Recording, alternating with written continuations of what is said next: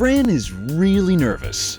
Her accounting system is going into an international trade bank. She and her boss Daavi are off to scenic Belvique, along with family and friends. Hey, free vacation. But maybe someone should have warned Daavi and Millie about bringing the kids along. See, the local installers they hired are members of the Church of Genevieve. These Jenovians don't like mixed-species couples, and unfortunately Daavi and Millie can't really hide the fact, since they brought their 2 mixed-species twins along with them. Stranger still, the leader of the church is a half-Drachen, and it's looking like the church is more of a cult, with both political and monetary ambitions. Daavi and Millie better keep their eyes open. Dignitaries and politicians are out to get them, and the high prophet of the church may be a crackpot, or he might be involved in something that's going to rope in Daavi and Fran unexpectedly. Getting blindsided by a cult isn't how you want to spend a weekend.